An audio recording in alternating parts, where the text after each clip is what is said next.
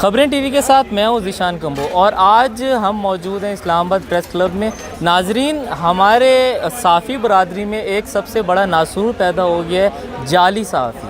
पाकिस्तान में हर शोबे में, जिस जगह पे भी, जिस दफ्तर में आप जाएं, वहाँ पे अब अपनी शनाख्त को प्रूफ करना पड़ता है, उसका सबूत देना पड़ता है कार्ड्स की सूरत में या एग्रीडेशन की सूरत में, क्योंकि हर दफ्तर में एक ग्रोह पैदा हो रहा है जाली साफ़ियों का।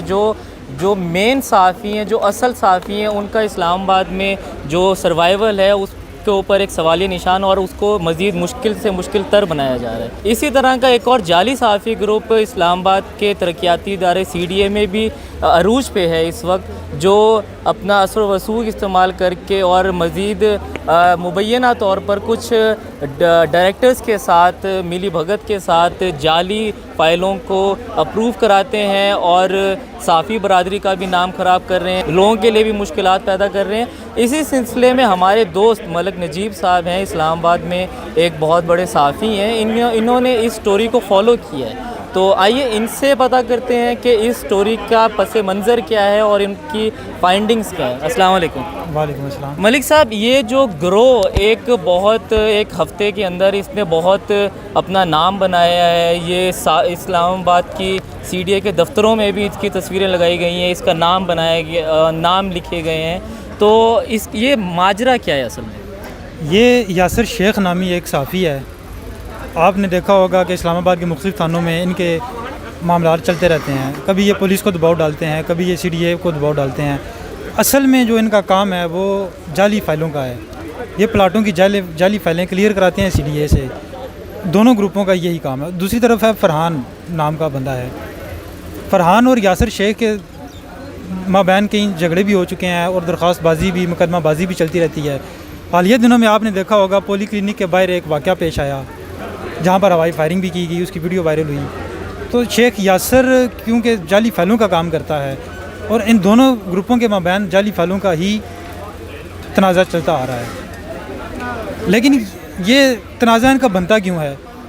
CDA में, लैंड और स्टेट में दोनों ग्रुपों के अपने अपने अफसरान बैठे हुए हैं और ये अपने अपने काम उनसे निकलवाते हैं। जिस टाइम एक बंदे का काम रुक जाता है वो फिर दूसरे बंदे को प्रेशराइज़ करता है और ये आपस में लड़ाई झगड़ा भी करते हैं, जिसकी वजह से इस्लामाबाद की फ़िज़ा भी ख़राब हो रही है।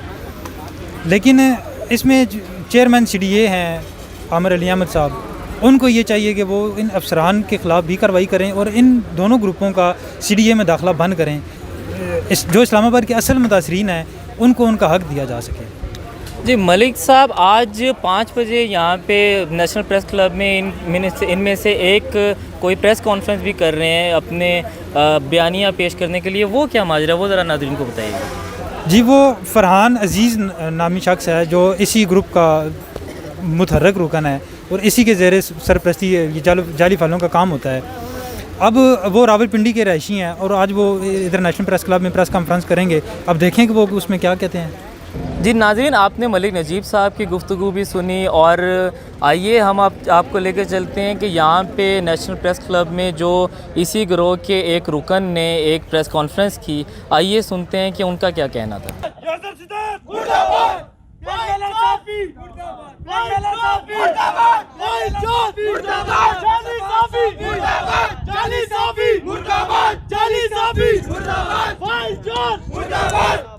जी, इसी मामले में हमारे साथ हसन अख्तर साहब मौजूद हैं। इन्होंने आज नेशनल प्रेस क्लब इस्लामाबाद में इसी मामले के हिसाब से प्रेस कॉन्फ्रेंस भी करनी है। आए इनसे सुनते हैं इनका क्या मौक़िफ़ है। जी अस्सलाम वालेकुम। जी बेसिकली सर हमने प्रेस कॉन्फ्रेंस करनी है। एक रॉयल न्यूज़ का जाली ब्यूरो चीफ़ है यहाँ पे इस्लामाबाद में, फ़ेक साफ़ी है, उसका सहाफ़त के साथ कोई लेना देना नहीं।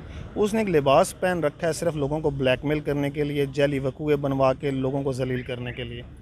पहले भी एक हमारे दोस्त के अगेंस्ट उसने FIR करवाई थाना शहजाद टाउन में, 10 लाख रुपया दे के बंदा अरेस्ट करवा लिया। एक डिप्टी डायरेक्टर हैं हमारे यहाँ पे साहब का लैंड के, उनका मामून के साथ मुलविस है, चौधरी सज्जाद उस बंदे का नाम है। अपना उन्होंने मुलाजिम नौकरी का झांसा दे के बुलाया, उसके कंधे पे फायर करके हम पे फेक वकूआ बनवा दिया गया। दोस्त हमारा अरेस्ट हो गया। जब 4-5 दिन वो अरेस्ट रहा तो हमने बड़ी मुश्किल से 10 लाख रुपया दे के उससे सुलह की। 85 लाख रुपया हमसे ले चुका है। बेसिकली उसने अपना मुवक्किफ़ बनाया हुआ कि मैं CDA अफसरान का फ्रंट मैन हूँ या CDA अफसरान बाला के नाम पे उसने पैसे वसूल करना होते हैं। 85 लाख उसने वापस कोई नहीं किया, साथ रॉयल न्यूज़ की ब्यूरो चीफ ले ली। वो मीडिया का उसने अपने ऊपर ठप्पा लगा के ना वो हमारी कहीं सुनवाई होने देता है, ना ही हमारे पैसे वापस करता है। उसका चेक भी हमारे पास है, पहले टाल मटोल, उसके बाद 14 लाख रुपए का चेक दिया जो कि कैश नहीं हो सका। उसके बाद डीलर्स हजरात बीच में पड़ गए, भाई यार हम ले देते हैं, वही आएँ बाएँ शाएँ वाली बात। जिस दिन इसने ब्लैकमेल करने के लिए एक डेट लाइन अखबार है जो कि कभी नहीं छपता, सिर्फ लोगों को मेरी तस्वीरें, किसी की भी हमारी किरदार कशी, बेसिकली हम ताकि पैसे हमसे वो ना मांग सके, उससे हम रिकवर ना कर सकें। डेट लाइन अखबार है, डेट लाइन अखबार का हाकर जो है उसकी मेरे साथ तलख कलामी हुई। उसने आके मुझे कहा भी अगर तुम 30 लाख रुपया और नहीं देते, शेख जैसे लोगों का तुम लोग मुकाबला शेख यासिर शहजाद का नहीं कर सकते, आप लोग मेहरबानी फरमाओ इसको 30 लाख रुपया और दे दो। लेकिन हमने उसको पैसे नहीं दिए। उसके बाद मेरी उसकी जब तलख कलामी होती है, हम लोग नॉर्मल सी, उसके बाद हम लोग चले जाते हैं। वहाँ पे हमारा एक बंदा है, उसकी टांग में आके ना चोट लगी, हम लोग वापस चले गए। शाम को हमें पता चलता है कि वो बंदा तो FIR हम पे लॉन्च करवा के मेडिकल करवा रहा है जी, पॉलीक्लिनिक। हम लोग अपने दोस्त का मेडिकल करवाने जब वहाँ पे भी क्रॉस वर्शन हो जाए, पॉलीक्लिनिक हॉस्पिटल पहुँचते हैं, वहाँ पे Saqib Salim Qureshi, Yasir Shahzad Sheikh, bureau chief Royal News खड़ा होता है। इसके दोनों जो गन मैन्स हैं, इनके हाथों में रिवाल्वर्स होते हैं, ये फायरिंग करना शुरू करते हैं। 2 फायर ये लोग करते हैं, उसके बाद इनके हाथ से रिवाल्वर गिर जाता है जब हमारी हाथापाई होती है, क्योंकि हमारे सब्र का पैमाना भी लबरेज हो चुका था। ना तो हम ब्लैकमेल हो सकते थे, ना ही हमें रोज़ ब्लैकमेल किया जा सकता है। रिवाल्वर जब इसका गिरा तो एक लड़के ने रिवाल्वर उठा के, जब वो लोग इतना रश था, ताकि अपनी सेल्फ डिफेंस में 2 फायर कर दिए। 2 फायर करके उसके बाद हमारी इनके साथ हाथापाई हुई, वापस आ गए। वापस आए तो हमारे अगेंस्ट FIR लॉन्च हो जाती है, वो भी शाम की भी। जेन्युइन वकूअ सिर्फ ये है कि ये ब्लैकमेलर है, इसका ना कुछ सहाफ़त के साथ लेना देना। आज हम प्रेस क्लब भी सिर्फ इसलिए आए हैं कि प्रेस क्लब इंतज़ामिया इसकी रुकनीत वाज़िया कर दे कि आया ये सहाफ़ी है या खाली इसने सहाफ़त का लिबादा उड़ा हुआ है। नहीं, ये जो आप बात कर रहे हैं कि आपके बंदे ने उसके रिवॉल्वर उठा के 2 फायर कर दिए, तो हमें वीडियो में देखने में ये आ रहा है कि उसने फायर करने के बाद वही रिवॉल्वर अपने पास रख लिया और लेके वो फ़रार हो गया। ये आपके वकूए में भी और FIR में भी ये दर्ज हुआ हुआ है, तो इसके बारे में क्या तफसीलात हैं? ये रिवाल्वर जी यासिर शहजाद साहब रिटर्न लिख के दे चुके हैं थाना अपारा में कि रिवाल्वर हमारा है। अगर रिवाल्वर उनका है तो पर्चा हम पे किस चीज़ का FIR? सिर्फ एक मीडिया का प्रेशर लेके हमें सर मेरिट चाहिए। हमें IG साहब, SHO अपारा, DIG ऑपरेशन, DSP, हमें इन पे पूरा ट्रस्ट है। हम सिर्फ यहाँ पे रुकनीत और हमसे मेरिट कर दिया जाए। रिवाल्वर बिल्कुल हमारे पास है जी, रिवाल्वर हमने अपनी BBA अबूरी बेल करवा लिया। हम इसके खिलाफ रिक्वेस्ट भी करेंगे IG साहब से कि इसकी मेरिट पे तफ्तीश की जाए और हम इंक्वायरी भी रीओपन इसकी करवाएंगे ताकि मेरिट पे इसकी इंक्वायरी हो। रिवाल्वर बिल्कुल उनका है जी, हमारे पास पड़ा हुआ है। रिवाल्वर उन्होंने निकाल के फायर किए थे, हम पे फायरिंग जब हुई रिवाल्वर उनके हाथ से गिर गया। वो वीडियो में आप देख सकते हैं कि प्रॉपर वीडियो आपने नहीं देखी। रिवाल्वर जब वो निकाल के तानेगा, फायर करेगा तो ऑटोमेटिकली सेल्फ डिफेंस में बंदे ने रिवाल्वर छीनना ही है।